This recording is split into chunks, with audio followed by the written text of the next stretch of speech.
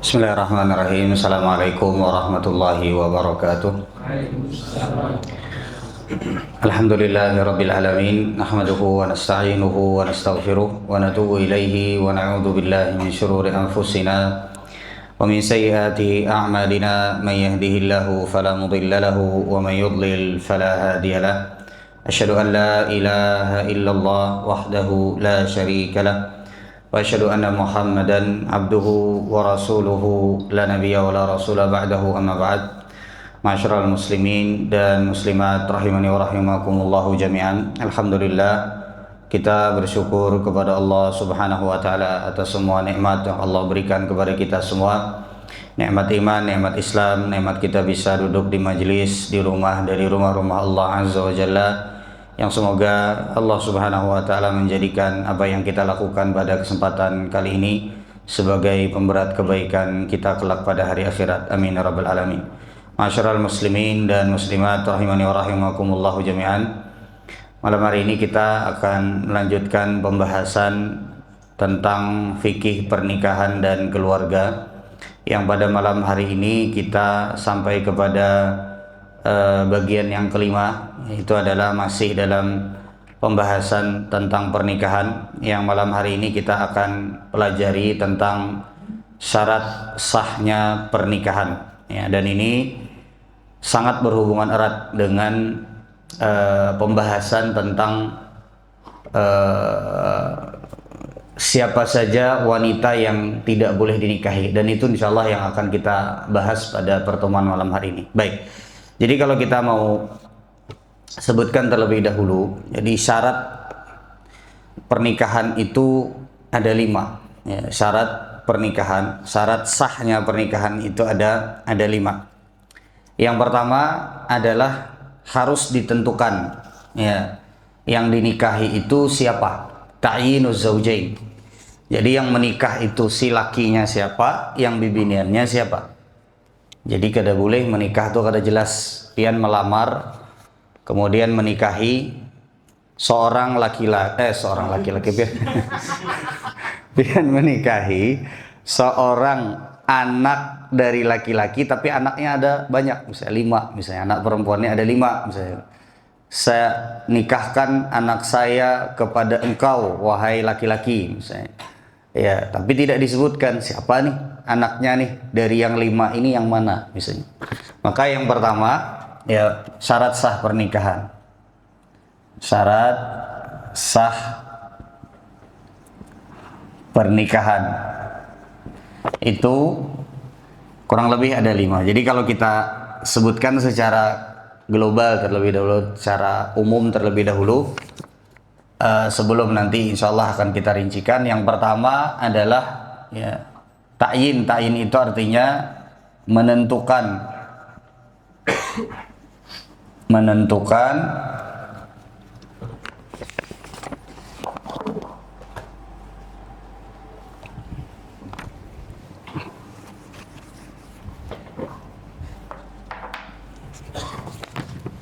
yang pertama adalah menentukan atau penentuan ya, menentukan ya, baik itu menentukan siapa laki-lakinya, suaminya, dan siapa istrinya atau calon istrinya. Jadi harus ditentukan tuh, tidak boleh tidak jelas. Apalagi kalau si bapak ini punya lebih dari 1 anak perempuan. Nah, jadi harus ditentukan tuh, nang kawin ini siapa, yang menikah ini siapa, laki-lakinya siapa, kemudian perempuannya siapa. Yang kedua ya adalah ridho dari ya si laki-laki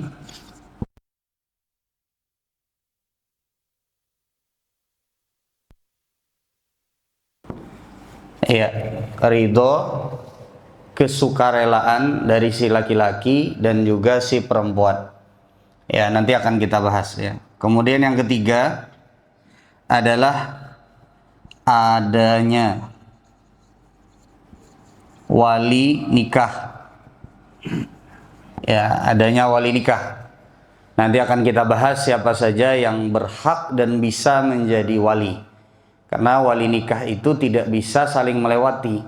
Kalau masih ada yang atasnya, maka yang bawahnya ini tidak bisa. Misalnya seperti ada masih abahnya, kadakawa pamannya menikahkan. Ya, abahnya masih ada. Maka dalam hal ini nanti akan kita sebutkan siapa saja dan bagaimana urutannya. Yang keempat, di antara syarat sah pernikahan itu adalah adanya saksi. Saksi. Kalau kada ada saksi, apalagi kalau sekarang ini sudah ada buku nikah. Nah, kalau tidak ada saksi itu bahaya, Pak. Nanti pian gerebek orang tiba-tiba, kami sudah menikah. Siapa saksinya? Kada ada. Ya kan?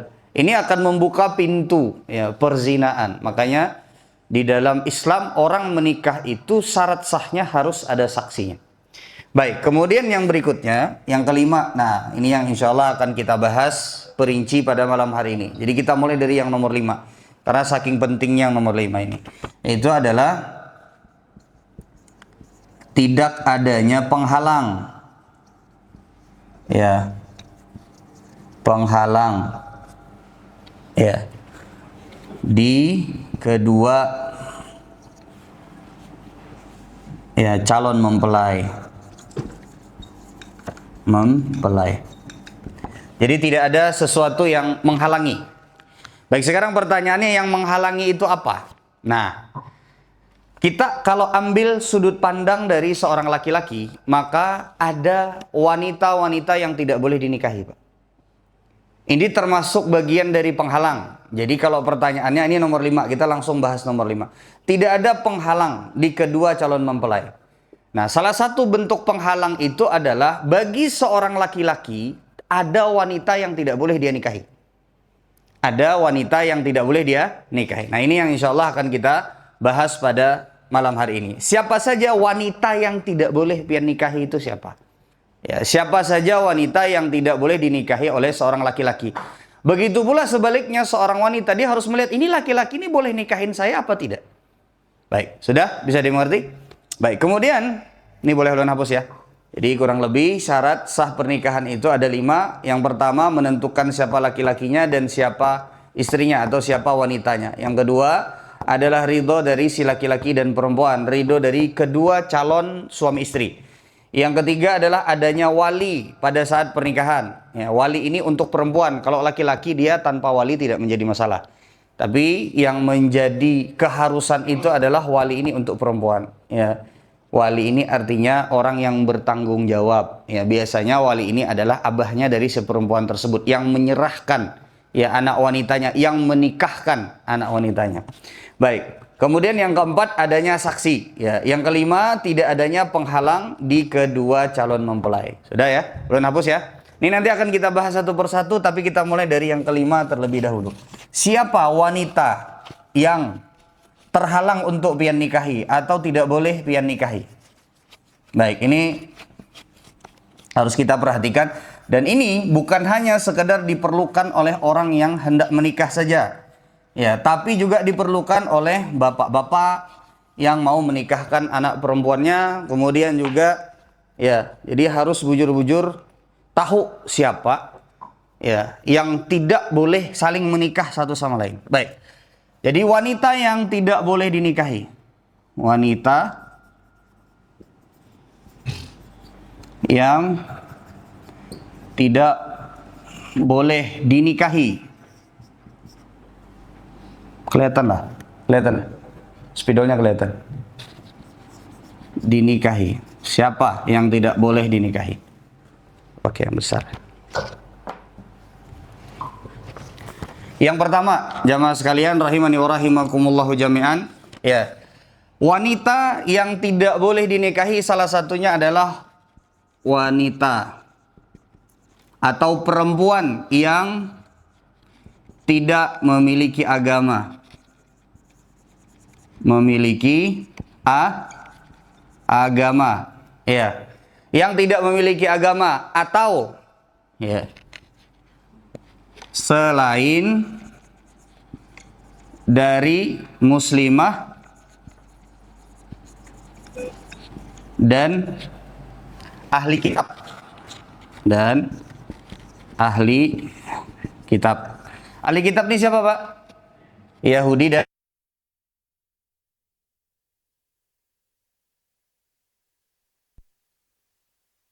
itu cuma 3. Pian muslim ya. Kita berbicara kalau kita artinya dari sudut pandang seorang muslim. Ya. Jadi yang pertama adalah muslimah. Kalau misalnya ternyata pian melihat ada maslahat dari pian menikah dengan orang atau wanita non muslim, misalnya dia beragama Nasrani atau beragama Yahudi, dia nurut lawan pian, hakun masuk ke dalam Islam, asal nikah lawan pian misalnya. Tapi pada saat proses pernikahan, dia masih dalam keadaan non-muslim. Artinya masih dalam keadaan Yahudi atau Nasrani. Boleh apa tidak dinikahi? Boleh. Bisa dimengerti sampai sini, Pak? Bolehkah menikahi wanita ahli kitab? Boleh. Tapi kalau sudah di luar dari 3 itu, misalnya seperti penyembah patung, atau misalnya orang yang tidak beragama, wanita yang tidak beragama, atau misalnya seperti Buddha, Hindu, ya, itu tidak boleh dinikahi. Ini sudut pandang kita sebagai seorang muslim, ya. Ini artinya kita harus tahu bahwa agama selain dari 3 tadi itu tidak boleh kita jadikan sebagai istri wanita-wanitanya. Sudah bisa dimengerti sampai sini, Pak? Jadi hati-hati. Ya, bahkan untuk yang non muslimah seperti Yahudi dan Nasrani itu pun harus sangat berhati-hati, Pak. Itu pun harus sangat berhati-hati. Makanya dulu pernah di zaman Umar bin Khattab, meskipun syariatnya ada, Umar bin Khattab itu sempat melarang karena melihat ya berharapannya itu adalah wanita-wanitanya yang terpengaruh. Tapi ternyata sebaliknya, laki-lakinya yang terpengaruh. Ya.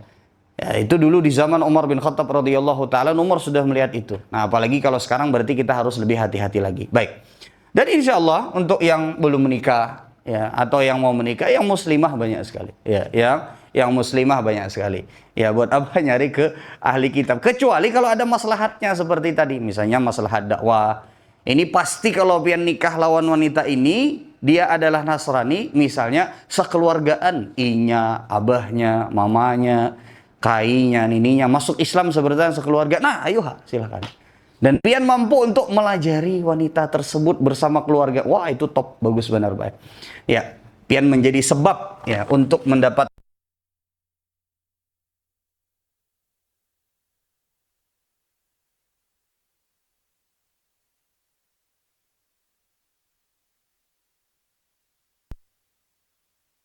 di talak 3. Ini bagi ya mantan suaminya. Suami. Jadi kalau ada seorang suami dengan seorang istri sudah bercerai, talaknya talak 3. Maka tidak boleh lagi si laki-laki tersebut menikahi atau kembali kepada wanita yang sudah ditalaknya talak 3. Kalau talak 1, talak 2 masih bisa. Tapi kalau talak 3 sudah tidak bisa lagi sampai si wanita tersebut menikah terlebih dahulu dengan laki-laki lain, baru boleh. Ya, baru boleh. Betul-betul menikah.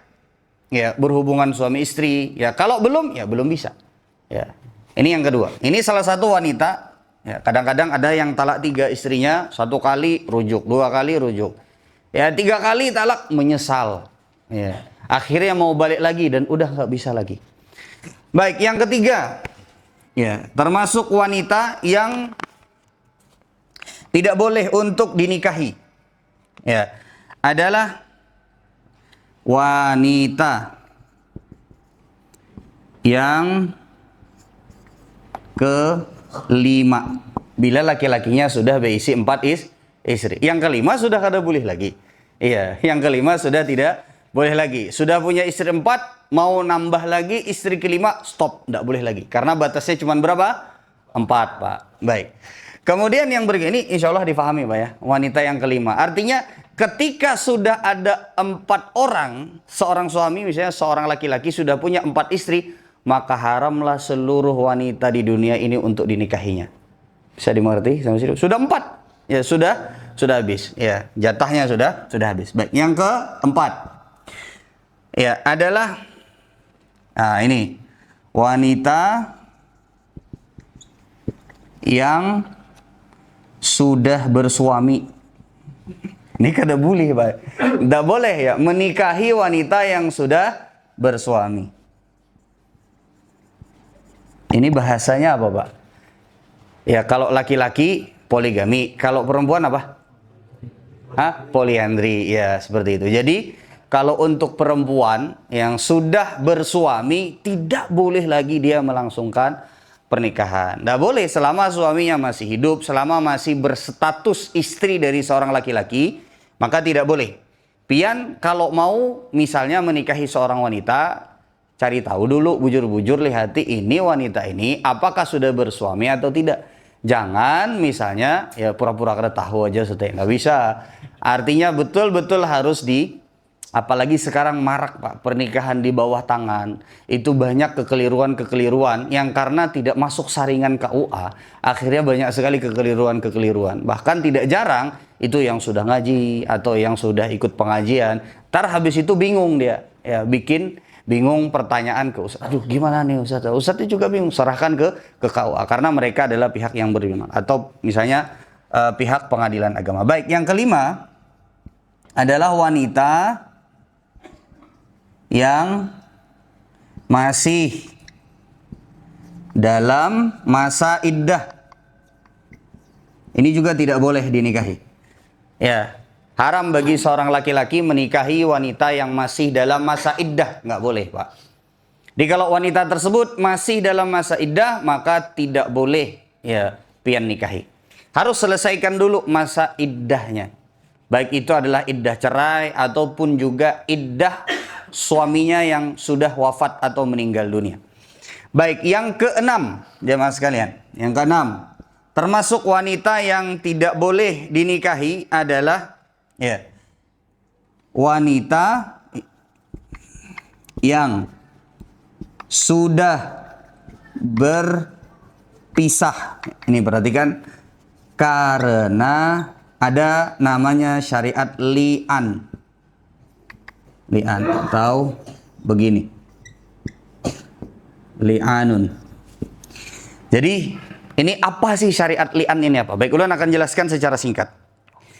Kalau ada seorang wanita atau seorang laki-laki yang berzina, maka kalau kita mau laporkan ke pengadilan di dalam hukum dan syariat Islam, maka harus mendatangkan berapa orang saksi, Pak?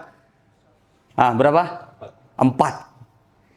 Kalau ada orang yang mengatakan bahwa fulan berzina, maka di dalam syariat Islam dia harus mendatangkan 4 orang saksi.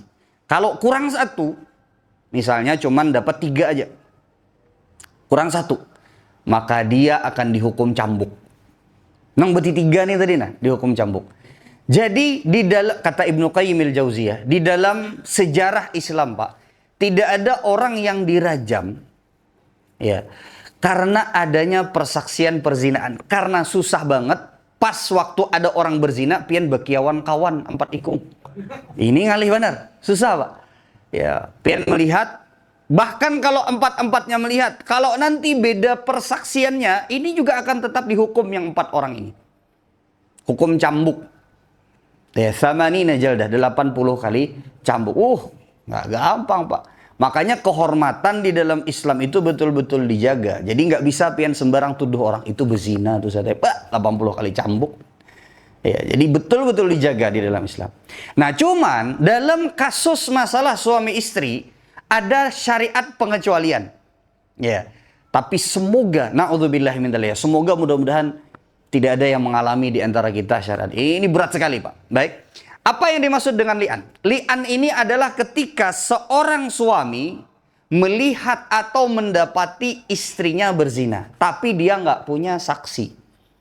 Maka kemudian di dalam Al-Quran disebutkan persaksian dia seorang laki-laki tersebut dengan adanya laknat, ya, dengan adanya lafaz laknat, ya, itu sama dengan persaksian 4 orang laki-laki. Asalkan ada hubungan suami istri antara misalnya si suami dengan si istri sudah berkeluarga, ternyata si suami mendapati si istri berzina. Dia tidak mau lagi hidup bersama istrinya, dia nggak mau lagi nafkahin, lihat aja dia nggak mau. Ya. Maka ketika istrinya tidak mengaku, maka ada syariat namanya li'an. Li'an itu seorang laki-laki mengatakan, kurang lebih seperti ini perkataannya kalau kita terjemahkan ke bahasa Indonesia. Aku bersaksi atas nama Allah atau demi Allah. Aku bersaksi bahwa apa yang aku persaksikan bahwa wanita tersebut, dalam hal ini adalah istrinya, berzina itu adalah benar. Sampai 4 kali dia mengucapkan seperti itu. Kemudian yang kelima dia mengucapkan, kalau saya berdusta, maka saya akan mendapatkan laknat dari Allah. Si wanita juga di pihak yang lain, misalnya dia tidak mengakui, maka dia harus mengucapkan, aku bersaksi demi Allah, ya, bahwa yang dipersaksikan oleh suamiku, oleh laki-laki tersebut tidak benar.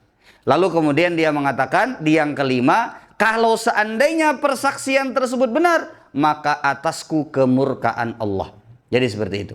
Nah, kalau sudah begini Pak, maka ini akan terjadi perpisahan. Dan kalau sudah berpisah dengan li'an ini, maka tidak ada jalan untuk kembali. Gak bisa Pak. Ya, bisa dimengerti sampai sini Pak. Jadi kalau si suami itu mau menikahi lagi, istrinya yang sudah dili'annya atau dilaknatnya dan sudah terjadi di hadapan hakim, maka tidak boleh lagi dia untuk menikahnya. Selamanya dia akan berpisah. Tidak ada jalan untuk kembali. Bisa dimengerti sampai sini Pak? Baik, ini yang keberapa? Kelima. Ya. Jadi seperti itu. Inilah yang disebut dengan li'an. Nah. Masih kuat kalian? Masih kah? Baik, jadi ulang-ulangi sekali lagi. Wanita yang tidak boleh dinikahi itu siapa saja? Yang pertama adalah wanita yang tidak memiliki agama, ya, atau wanita yang beragama tapi selain daripada 3 agama, Islam dan Yahudi dan Nasrani. Baik. Kemudian yang kedua, wanita yang tidak boleh dinikahi adalah wanita yang sudah ditalak 3. Ini bagi mantan suaminya, nggak bisa balik lagi. Kalau sudah talak 3. Yang ketiga adalah wanita yang kelima. Ini bagi seorang laki-laki. Tadi sekali lagi, kalau sudah punya 4 istri, maka seluruh wanita di dunia ini tidak halal bagi dia. Karena batasnya dia cuma 4 orang wanita. Itu sudah paling maksimal atau paling banyak. Baik, yang keempat adalah wanita yang sudah bersuami. Tidak boleh dinikahi. Kemudian ini Pak, dideketi saja nggak boleh ini. Dideketi saja nggak boleh. Ustaz, nggak sampai nikah, Ustaz. Tapi Ustaz, kawan curhat aja. Oh, nggak bisa. Nggak bisa. Ini pintu-pintu syaitan, ya. Ini pintu-pintu fitnah, ya. Ya. Kemudian yang kelima, wanita yang masih dalam masa iddah. Ini juga tidak boleh dinikahi. Yang keenam adalah wanita yang sudah berpisah dengan suaminya karena li'an. Jadi ini yang tidak boleh kembali kepada wanita tersebut adalah, ya, mantan suaminya. Mantan suaminya. Nah, sudah bisa dimengerti sampai sini Pak? Baik. Sekarang kita masuk ke yang ketujuh. Nah, perlu minta tolong hapuskan. Sekarang kita masuk semua. Ini enggak, ya, yang ini aja. Sekarang kita masuk ke yang ketujuh.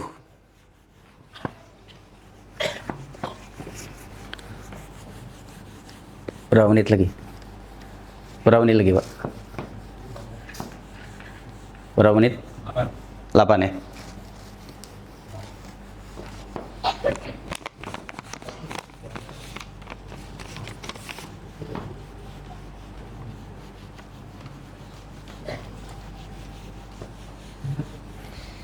Jazakumullah khairan. Barakallahu fiikum. Sekarang kita lanjut ke yang ketujuh. Wanita yang tidak boleh dinikahi itu siapa saja? Adalah wanita yang, ya, memiliki, ya, hubungan darah atau, ya, yang ada kaitan hubungan darah dan nasab, ya, atau yang gini, yang, ya, kita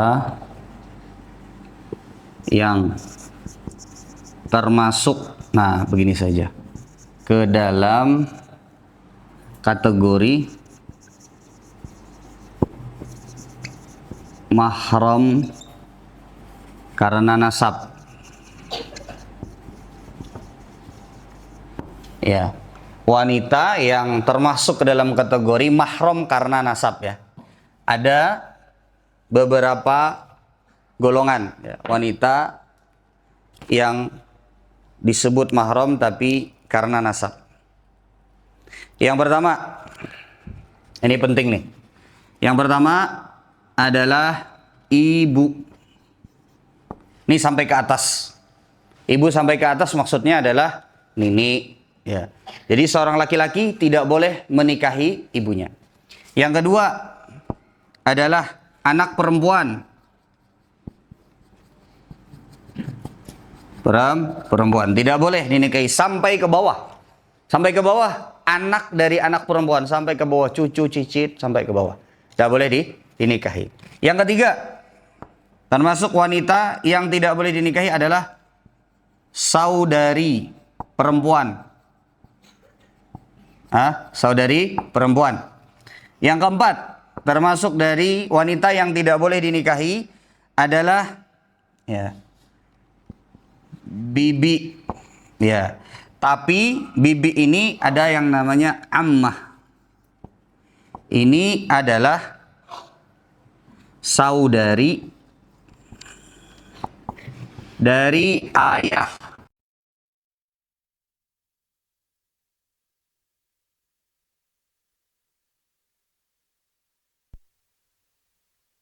Yang kelima ada bibi juga, di sini disebut khalah.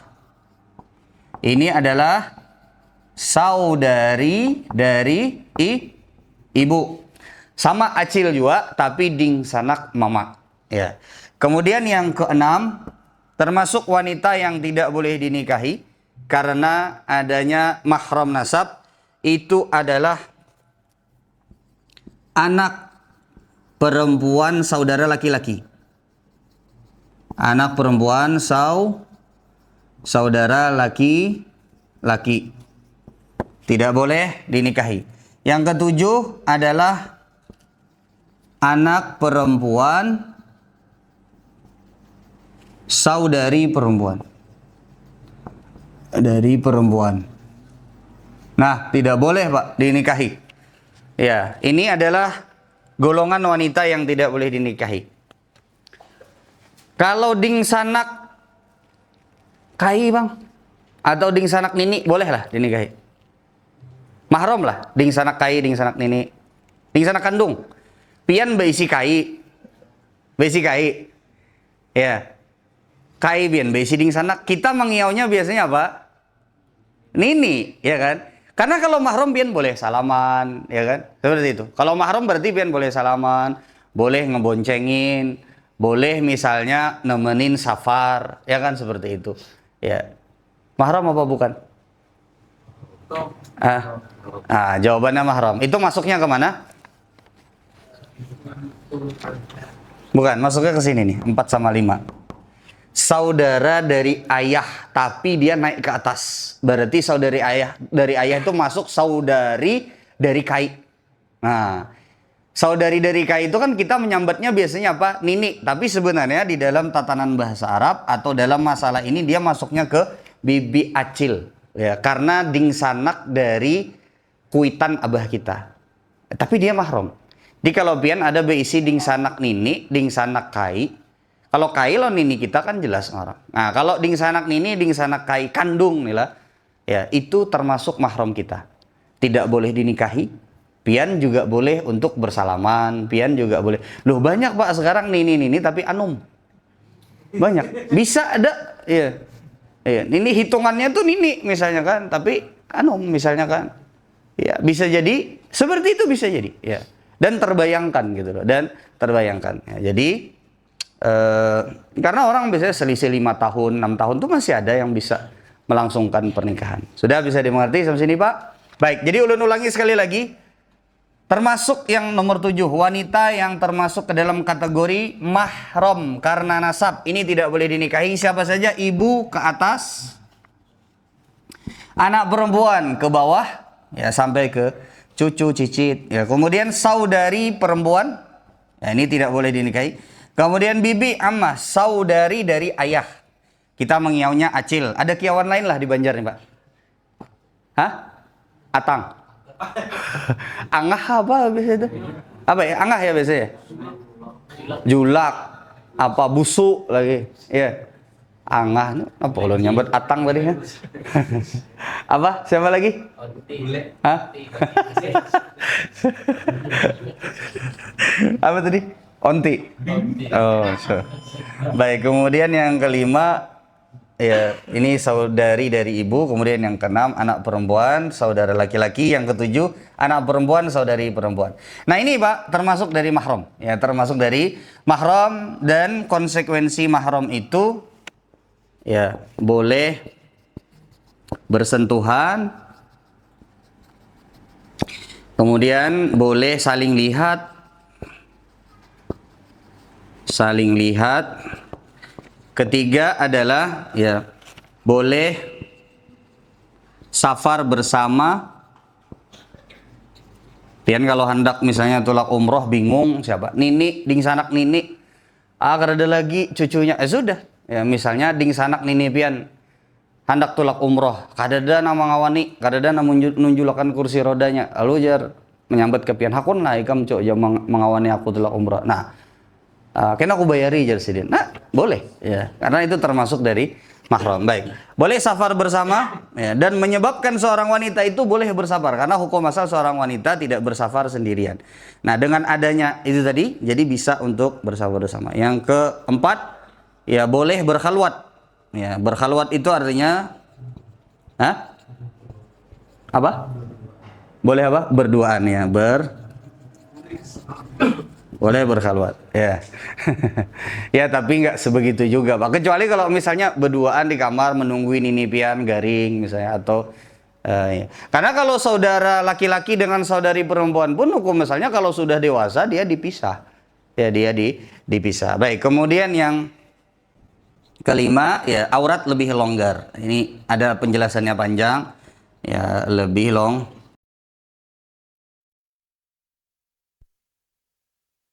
artinya jilbabnya, kepalanya, tapi tentu saja dengan pakaian yang masih sopan. Ya, maksudnya kalau tangan saja kelihatan, kepala, rambutnya kelihatan, kakinya kelihatan, ya, ya itu masih boleh kalau di hadapan saudara laki-lakinya. Baik, sudah bisa dimengerti. Habis ini ulun mau lanjutkan dikit yang ke-8, baru kemudian kita selesai. Silakan azan terlebih dahulu. Pernikahan. Baik, ini ada 4 jamaah sekalian. Jadi ada mahram yang karena adanya ikatan pernikahan.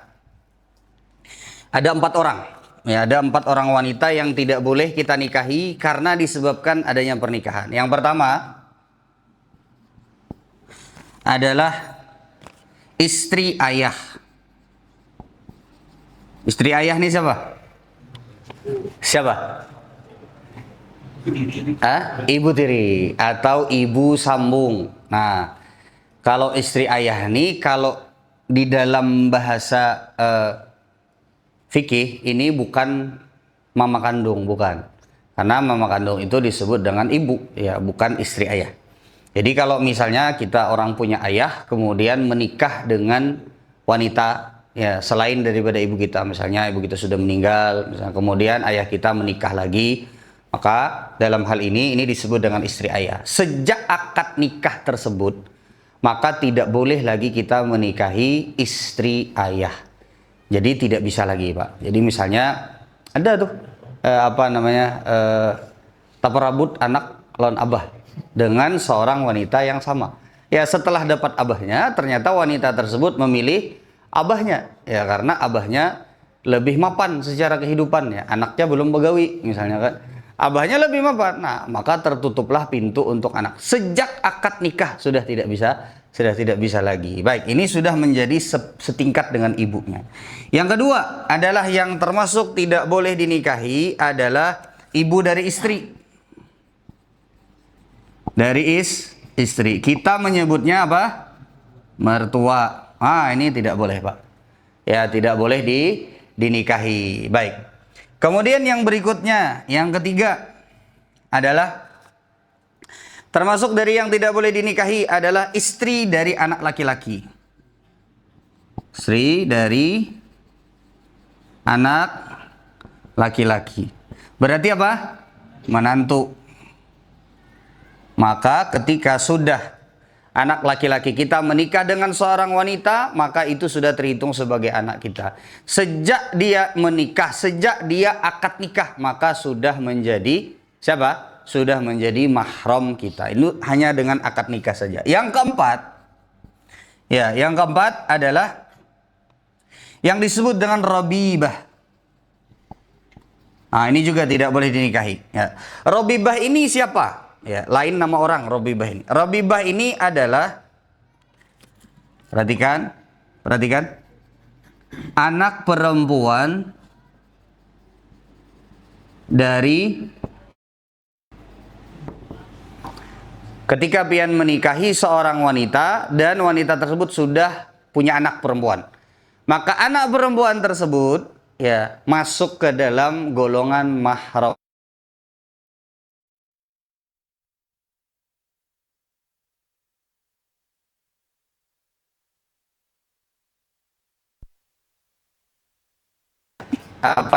Kebanyakan di antara masyarakat kita itu biasanya kalau seorang laki-laki menikahi seorang wanita yang udah punya anak, ya, belum akad nikah aja atau setelah misalnya belum akad nikah, itu kadang-kadang sudah salaman, ya. Yang kadang-kadang yang banyak salahnya itu setelah menikah, setelah akad nikah itu belum jadi mahramnya dia, Pak. Kalau sudah berhubungan suami istri ya dengan ibunya, baru kemudian menjadi mahramnya. Inilah yang disebut dengan rabibah. Jadi kalau ada kasus seperti ini, kalau suatu ketika ada seorang laki-laki, ini laki-laki, sebut saja nama siapa? Siapa? Oh, nggak ada yang berani nyebut saya. Sudah, anggaplah Adi, ya, Adi misalnya. Ada nggak Adi sini? Nggak ada, oke. Adi dengan siapa perempuannya? Siapa? Yudi jar di belakang tadi. Siapa? Adi dengan siapa? Ida ya. Oh, ada nggak Ida? Apa saja kalau ada? Nggak ada ya? Nggak ada. Adi dengan Ida. Ida punya anak perempuan. Namanya siapa? Siapa namanya, Pak? Sebut. Ulun takut salah sebut. Jadi kalau ada nanti jamaah menyambat itu jalan. Fulanah ya. Anggap saja lah. Tapi Fulana ini cuma bisa satu karena ini nanti ini. Baik, Adi menikahi Ida. Ya. Sejak akad nikah, banyak di antara kaum muslimin di tempat kita yang sudah mengira Fatimah dengan Adi ini sudah jadi mahram, padahal belum. Ya, dia belum, masih boleh salaman. Belum, orang kan biasanya sama anak tiri langsung pada saat akad langsung peluk-pelukan. Ini masih belum boleh, Pak. Menunggu sampai Adi dan Ida ini sampai terjadi hubungan suami istri di antara mereka. Barulah ini menjadi mahramnya Adi. Nah, jadi kalau begini, perhatikan. Kalau ada kasus begini, ya, ada kasus begini. Adi menikahi Ida. Ya, Adi menikahi Ida. Allah takdirkan, ya, sehari setelah pernikahan belum sempat disentuh oleh si Adi, Ida meninggal dunia. Meninggal. Belum sempat, Pak. Ya. Maka kemudian si Adi berpikir, ya, kesiannya si Fulanah ini hidup sebatang kara, misalnya kan. Kemudian boleh nggak Adi ini menikahi Fulanah karena daripada nggak ada yang ngurus, ya, boleh nggak dia menikahi? Boleh, Pak. Iya, boleh. Iya, bisa dimengerti sampai sini. Nah, jadi dalam hal ini, ya, dia si Fulanah ini kalau selama si Adi dan Ida ini belum berhubungan suami istri, dia masih belum menjadi mahramnya siapa?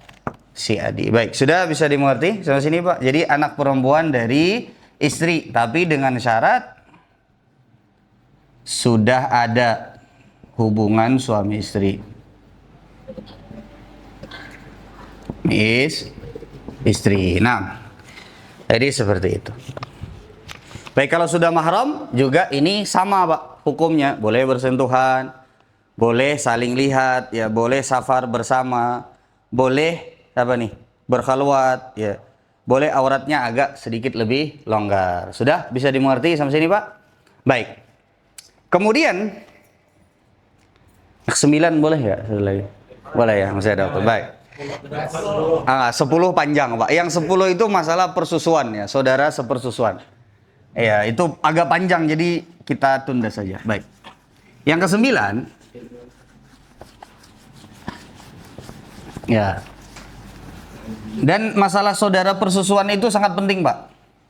Karena banyak di antara kita sekarang ini yang ada namanya ASI yang ditaruh di dalam apa? Di dalam tempat, kemudian nanti disumbangkan kepada anak-anak yang lain. Ini bahaya kalau nggak tahu siapa yang meminum susu dari istri kita misalnya. Siapa nih anaknya nih, siapa gitu loh kan. Itu kan jadi, nanti kalau terpenuhi syarat-syaratnya dia jadi saudara dan saudari persusuan. Itu harus berikin pian kalau bahas gitu, bercatat siapa yang... Baik, kemudian yang berikutnya yang ke-9. 9 ya sekarang ya. Baik, yang ke-9 adalah termasuk wanita yang tidak boleh dinikahi, tapi sementara ya. Sementara. Ya. Yang tidak boleh dinikahi itu adalah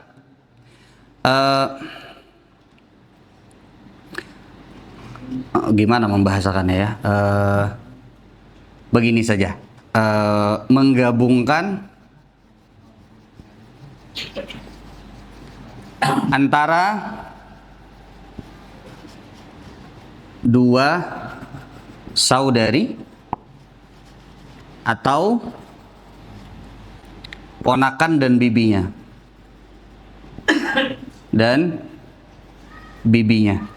Jadi begini, ini sementara, Pak. Ya, sebagian menyebut ini mahram sementara, tidak boleh saling menikah tapi sementara. Tapi ini bukan mahram dalam definisi yang boleh saling bersentuh, ya boleh saling berpandang, boleh saling berkhalwat, ya. Jadi kalau pian sudah menikahi,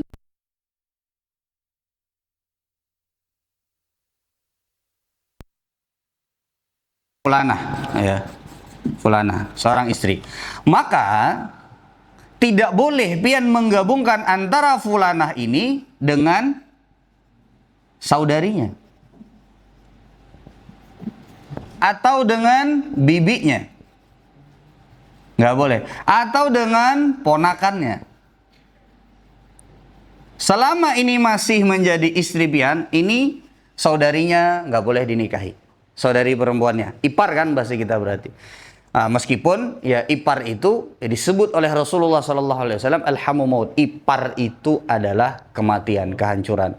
Ya karena orang sering mengira ipar itu adalah mahram. Ya, tapi dia memang tidak boleh dinikahi selama masih ada si fulanah ini, tidak boleh menikahi saudarinya. Bibinya juga tidak boleh dinikahi, acilnya tidak boleh dinikahi. Selama ini si fulanah menjadi istri pian, maka bibinya tidak boleh dinikahi. Kemudian yang berikutnya, ponakannya juga tidak boleh dinikahi. Sudah bisa dimengerti sampai sini? Ini pernah terjadi suatu ketika, Pak. Ini sangat membekas sekali di ulun. Pernah ada orang yang datang kepada ulun. Dia mengundang ulun, ya, mengundang. Kemudian setelah itu dia rencana mau menikah, ya. Oke, menikah. Tapi ulun tahu dia sudah beristri, gitu. Menikah, ya datang waktu itu ke toko, Pak. Datang, kemudian setelah itu dia cerita, saya mau nikah lagi, sudah mau apa namanya undang. Kemudian setelah itu jamaah sekalian, ya dia nyeletuk, ini benar kejadian dan ini sangat membekas. Ini kurang lebih sekitar 4 atau 5 tahun, mungkin sekitar, pokoknya lebih dari 4 tahun, ya. Kemudian dia cerita, Ustaz, ini bukan orang lain, Ustaz, Ustaz, ponakan istri. Loh, belum bilang nggak boleh, nikahnya karena di KUA aja loh, kada, Ustaz, di bawah tangan. Sudah nikah belum? Nggak boleh itu, Pak. Oh iya Kak Ustaz, kada boleh Kak Ustaz. Nggak boleh, Pak, karena menggabungkan, hampir, Pak. Ini hampir celaka gitu loh. Menggabungkan antara si istrinya dengan keponakannya. Ya jelas istrinya nggak tahu, Pak. Jelas istri nggak tahu, Ustaz. Oh nggak boleh, Pak. Apalagi makanya ya kalau nikah di bawah tangan itu bahayanya tidak tersaring. Siapa yang dinikahi ini? Ya kadang-kadang bisa jadi adalah orang yang tidak boleh dinikahi, ya kemudian karena di bawah tangan jadi tidak masuk saringan KUA atau pengadilan agama. Jadi sudah bisa dimengerti sendiri, Pak. Yang ke-9 Nanti yang ke-10 adalah terkait dengan persusuan. Ini agak panjang, ada syarat-syaratnya. Siapa saja. Jadi persusuan itu Pak, yang jadi mahram kita yang tidak boleh dinikahi itu bukan hanya sekedar yang menyusui saja. Tapi anaknya, saudari yang menyusui juga nggak boleh. Makanya itu rentetannya panjang sekali. Jadi harus hati-hati terkait dengan masalah persusuan. Baik, ini yang bisa ulun sampaikan pada kesempatan kali ini terkait dengan syarat bahwa kalau mau menikah itu harus terhilang atau harus tidak ada penghalang antara si suami dengan istri. Ini yang bisa saya sampaikan. Ya, kita tutup dengan doa kafaratul majlis. Subhanakallahumma wa bihamdika asyhadu an la ilaha illa anta astaghfiruka wa atubu ilaik. Assalamualaikum warahmatullahi wabarakatuh. Hanya sementara.